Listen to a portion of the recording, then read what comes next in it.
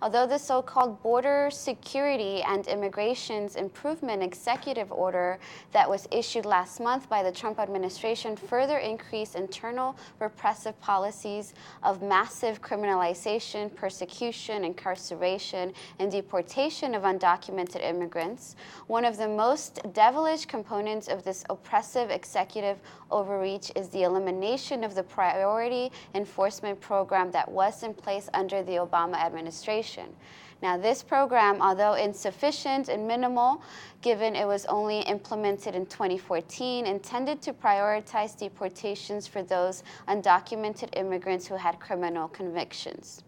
But with the new executive order, ICE agents are granted complete discretion over who is a criminal, allowing them to detain and deport basically all undocumented immigrants, whether they have committed crimes or not. By redefining priority enforcement guidelines, ICE agents have a new approach to repression.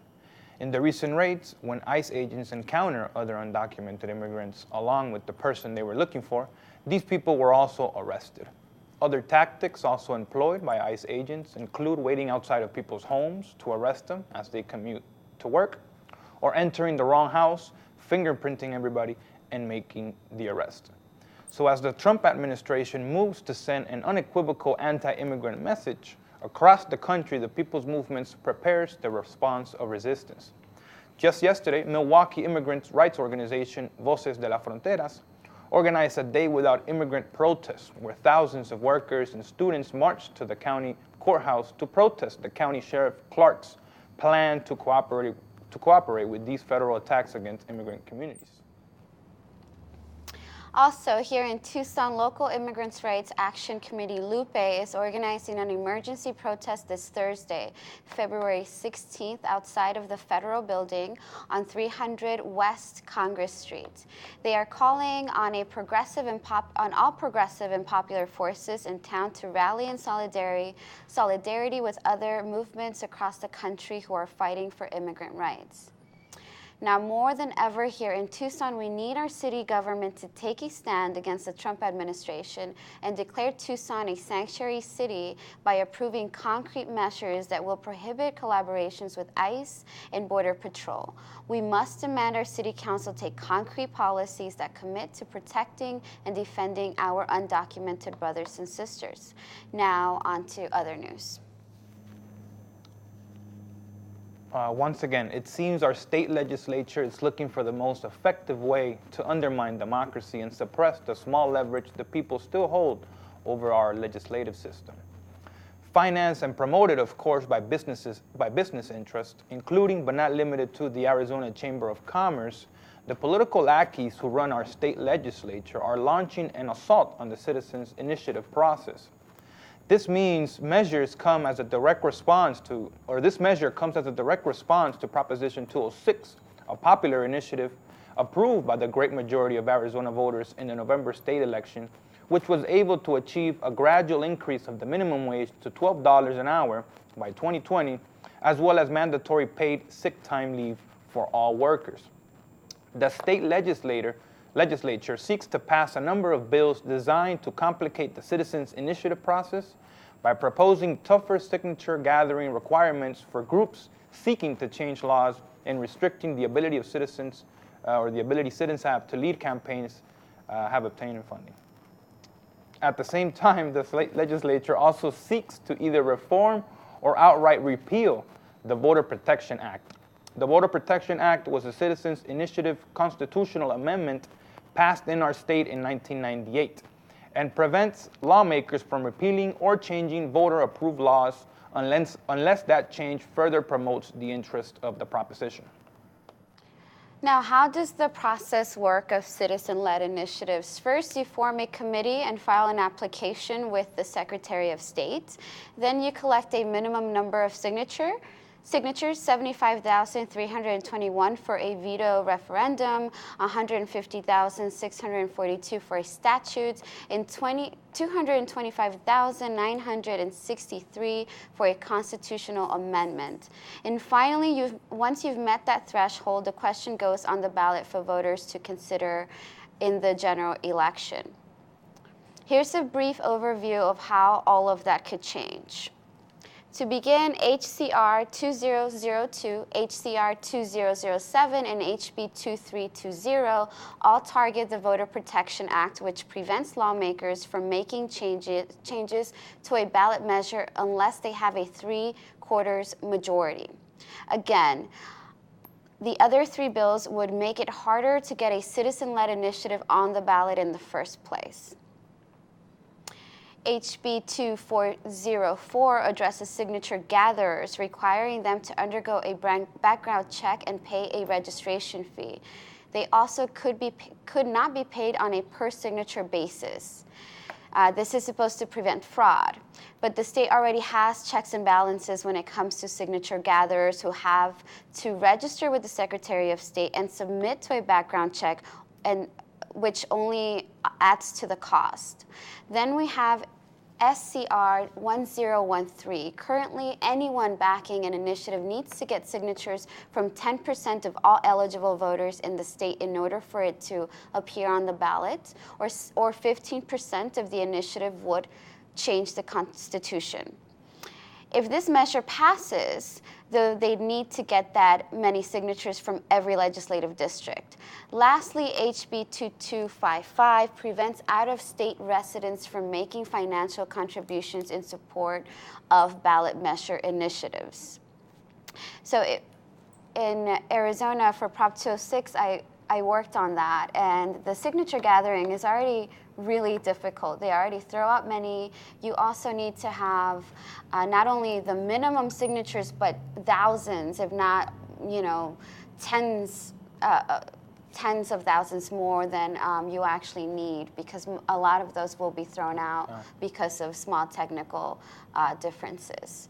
So as we mentioned, the Chamber of Commerce, specifically led by Hammer, the wonderful Hammer, who only cares about the bottom line and who also probably makes about 7 times more than any teacher out there, has called basically for a war on anything that we can do as far as taking the law into our own hands. And when the Arizona Constitution was written, it was specifically written with this in it because our founders did not trust our legislators to always do the right thing. So we have that in there as basically a fail-safe for citizens to do what legislators can't do.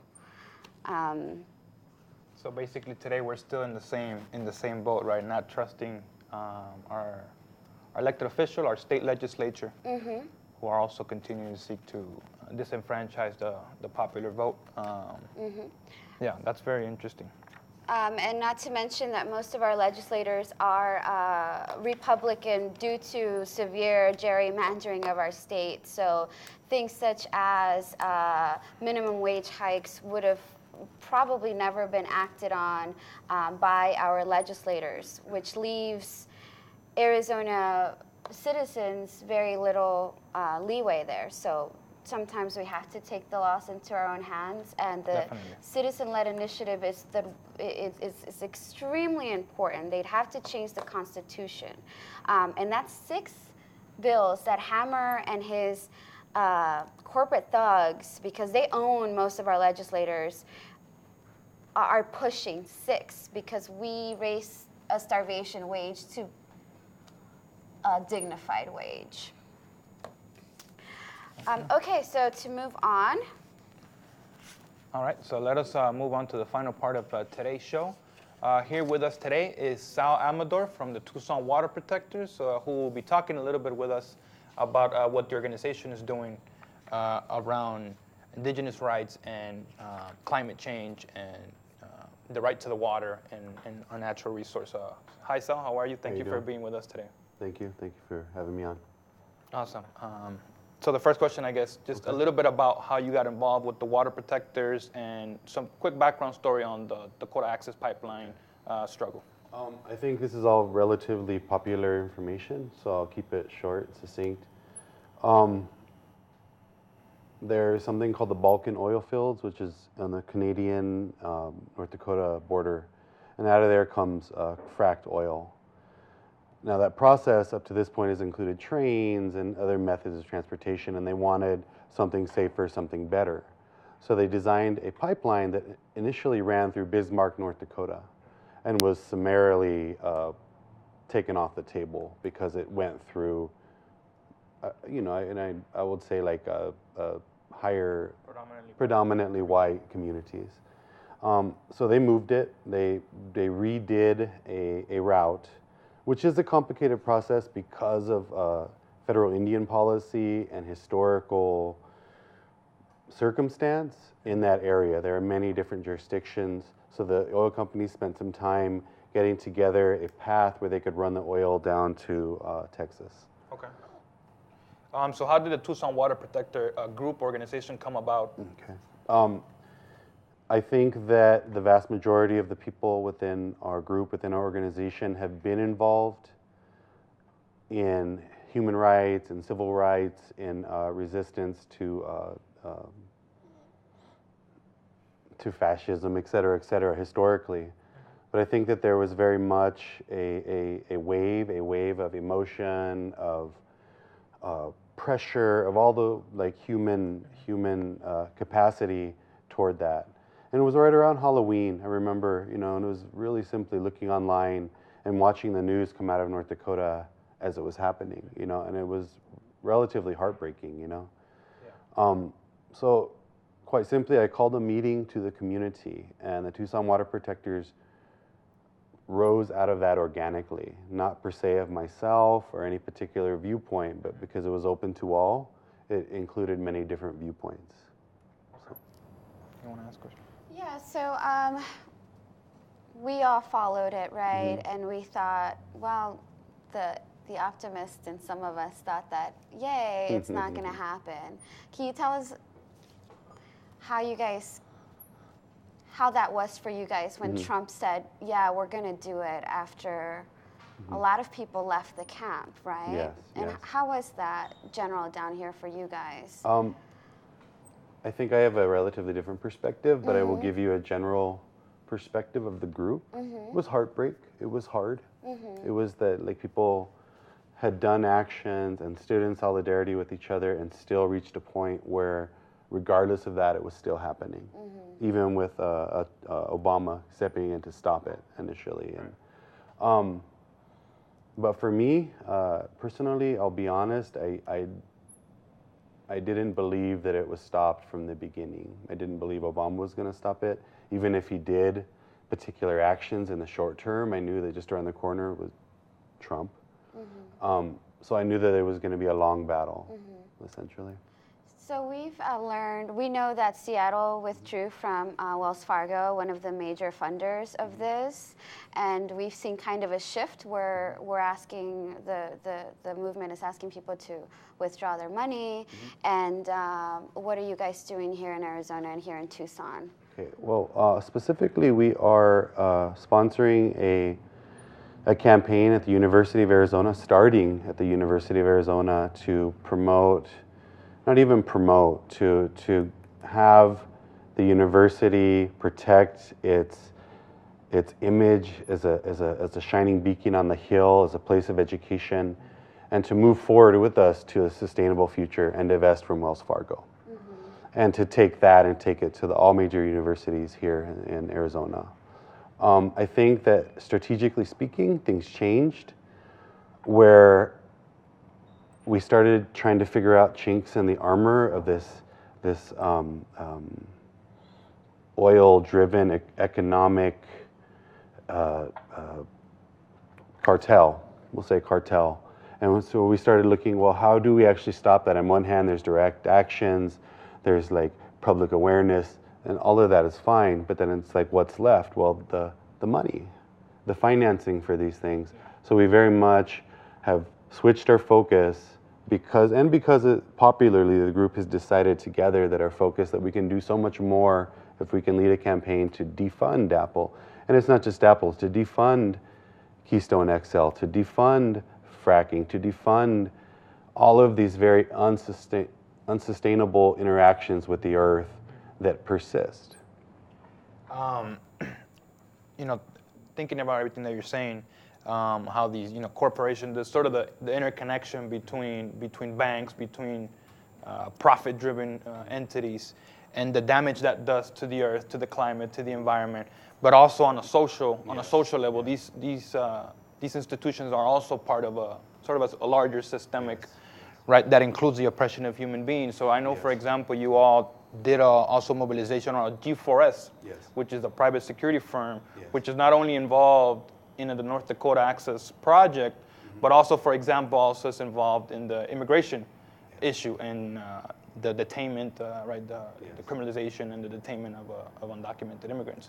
Can you, going back a little to that action that you all did, can you talk a little bit about what was the response from the city council and?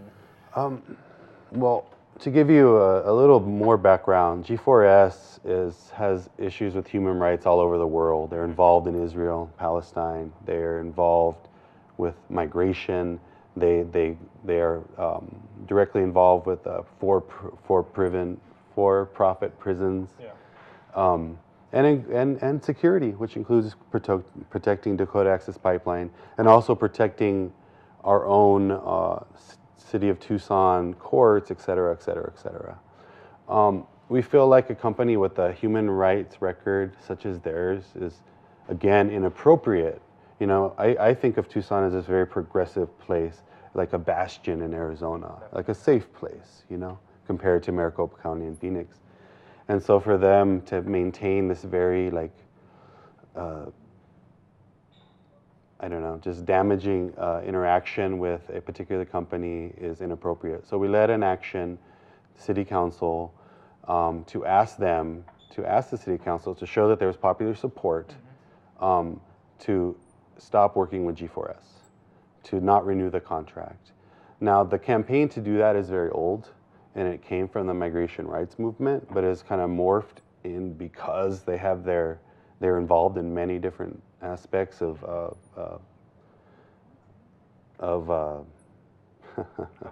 struggle, et cetera. Thank you. That it became this intersectionality, that it became this intersectional way that we can start to see that in fact we can quantify, we can actually see the components of those institutions around us that are holding the people down. Definitely. So no, we are definitely involved with that. Actually, the city was relatively open to it. I think that there's some procedural things in terms of how you actually change a contract that, where research is needed. But I think it's very much an attainable goal to have City of Tucson divest also from Wells Fargo, but first of all from G4S. So back to the attack that we see on our ability to have a citizen-led initiative. Have you guys thought about that at all when it comes to your movement? If the constant actions and the pushes don't work, you could take it into your own hands to say pass some kind of legislation, put an initiative on the ballot for your cause. Yes. Have you guys thought about this at all? Oh yeah, it was interesting when I heard you guys talking about it. I have actually taken classes on the Arizona Constitution and the quite liberal nature of it and where it came from, and coming from Texas and much of these places that are promoting white supremacy. And so it's interesting how it's morphed into this where those same people that created it are against it now. And yeah, it's comes from that distrust of centralized powers. And now that they control the federal government, the state government, et cetera, it is, I think it's a very useful tool, I'll be honest. I think that strategically we have to do many different things, whether it be direct action, whether it's within the system, without the system, creating new systems, all of those things. But yes, we've definitely thought about using a citizen-led initiative in many respects, actually. And yes, in terms of protecting our water, because water issues are not just in North Dakota. Arizona, Tucson, watershed management, the Santa Cruz River, there are so much historically right here in this town in terms of not protecting clean water, access to clean water, that it's almost kind of unimaginable. Like the 1990s, 1980s, trichloroethane, which they were using to clean airplane parts, et cetera, that got into the groundwater, is still an issue to this day. You know, people are still getting cancer. So I think personally that water is life, and that standing up for the generations to come is, although nationally I stand behind Standing Rock, I stand with the earth, I stand with a movement towards sustainability, but here in our own town there are so many roots in terms of people mobilizing around water. We are not the first. Yeah. We did not invent this, you know, so I definitely want to look to the past but also to the future, to different options, like you were saying, the citizen-led initiatives, which should be protected, because it is you know, and it's another checks and balance on a relatively, just on a group of people that seem to be working against the vast majority of Arizonans. Yeah, they already have the vast control of everything that gets passed or not passed. Yes. So for something like that, and the immigration rights movement too, it's such a big tool. Yes. For labor as well, as we just saw. And I think it's quite interesting for it to be brought up right now with so many of these movements going on. I think it's definitely something that all of these different groups should pay attention to, because if they take that away, if we can't get outside funding, if it's already harder to get signatures, to pay our gatherers as well, then we're kind of left with no options once they already don't listen to us, right? Yes. Did you have any more questions? I guess just briefly to end, so you were bringing it back to the local issues, how we've been facing, how Arizona, southern Arizona, Tucson have been facing these kind of issues for a long time. So maybe a little bit about Oak Flag, and the Oak Flag, there was a recent mobilization out to Oak Flag, that delegation that left from Tucson. Can you talk a little bit about that? Yeah, so Oak Flat is a area where Apache women go to do a specific ceremony to transition from a young woman to a woman. You know, it's a coming out ceremony. So it's a very special place to them, and it has been. This is not a mystery. This is not. It's something the state knew, that John McCain knew, actually. But what he tried to do was include its rights to that land, because technically it's maybe under a federal protectorate. You know, it all gets very complicated when it comes to jurisdictions up there. But he tried to slip it into a bill that would have given it to a foreign mining corporation, because yes, there's copper underneath it. And there has been, since that moment, there has been like a mobilization against that has been persistent and strong right from the very beginning. You know, even before DAPL. And really, it could have been a national issue also. And really, it was a regional issue, because we very much have been supporting the Apache tribe and the Apache people up there. But yes, this weekend, and I'm not sure if this airs in real time, but the 16th through the 19th, the 16th through the 19th, near Superior, Arizona, and you can look it up. They're going to be having a camp out, essentially, where they're going to invite people to speak. They're going to have events. Going to do different like cultural dances, you know, from Danza Azteca to like Apache and probably Hopi and other things. Yes, they're very much trying to bring it back into the consciousness, like the popular consciousness. Essentially, Obama did the same thing where he set it aside for now with an executive action, protected it, but that can be undone at any time. Yeah. And from what I've seen, unfortunately, that may be what's around the corner. But it's not just Oak Flat, and I have a lot of respect for Oak Flat and that land. It's beautiful, but it's the Grand Canyon, it's the Navajo. There are many issues in terms of uranium mining, in terms of coal and just extraction in general, which obviously Arizona is famous for, our extraction. That is essentially what they built the economy on, that and war. But no, it's a beautiful cause. I hope that you all go check it out. It's a beautiful land. There's water. And you can feel it. You can feel like this wonderful energy there. And to imagine somebody wanted to destroy that is ridiculous. Heartbreaking. Yeah. So how can folks get involved with the water protectors? Reach out to you. Is there an email, a Facebook page, or something? Yeah. So we can finish with that. Okay. Well, I invite everybody to come check out Tucson Water Protectors on Facebook. We have a page. We have a closed group which you can ask to join. But check out the page. There you'll see updates in terms of what's next, what actions are next, what parts of the campaign are next, et cetera, et cetera. We have regular meetings at 5:30 at 226 East 225 East 225 East 26th Street at the Global Justice Center.